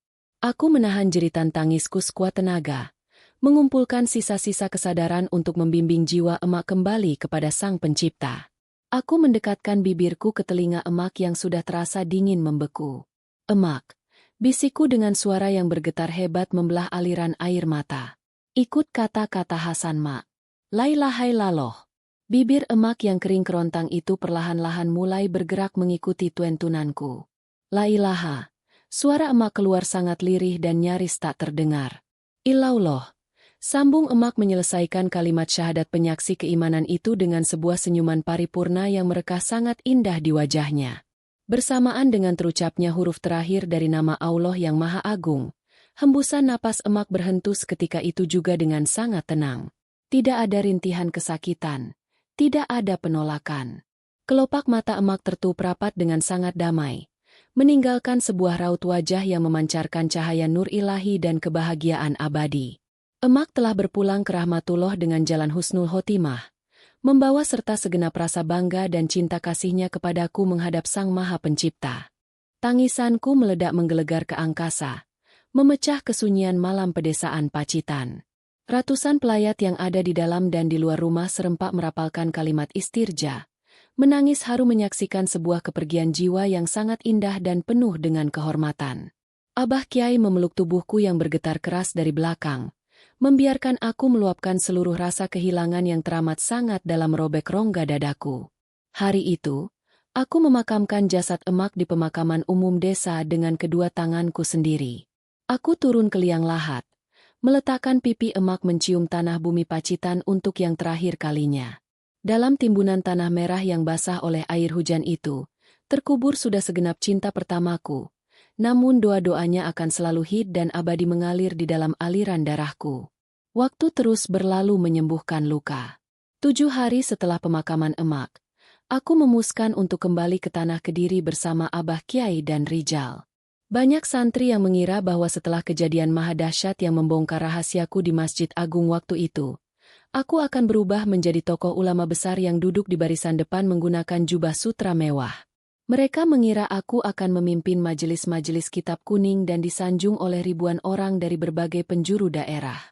Namun mereka semua salah besar. Aku tetaplah Hasan, pemuda desa dari pelosok Pacitan yang otaknya sering kesulitan menghafal bait-bait tata bahasa Arab tingkat tinggi. Aku menolak semua fasilitas mewah dan jabatan pengajar yang ditawarkan berulang kali oleh Abah Kiai. Karena bagiku, ilmu bukanlah sebuah mahkota kesombongan yang harus dipamerkan di atas kepala untuk mencari tepuk tangan manusia. Ilmu itu seperti sifat dasar air yang sangat jernih. Ia akan selalu mencari tempat yang paling rendah untuk menetap. Ia hanya akan mengalir masuk dan membasahi tanah hati yang sangat tawadhu dan rendah hati. Jika hari ini kalian datang kembali mengunjungi pondok pesantren tertua di kota Kediri, kalian masih tidak akan pernah menemuanku sedang berdebat di serambi masjid yang terang benderang. Jangan cari aku di sana. Berjalanlah terus ke halaman paling belakang. Lewati dapur umum yang berjelaga tebal. Di sudut hamparan tanah berlumpur itulah kalian akan menemuanku. Aku masih bangun pada jam 3 pagi yang sedingin es, memegang sapu lidi yang kasar, dan membersihkan kotoran dari 12 ekor sapi kesayangan Abah Kiai. Karena di tempat yang paling hina dan kotor dalam pandangan mata manusia itulah, jiwaku menemukan jalan rahasia paling bersih untuk selalu bertemu dengan senyuman emak di taman-taman surga milik Allah.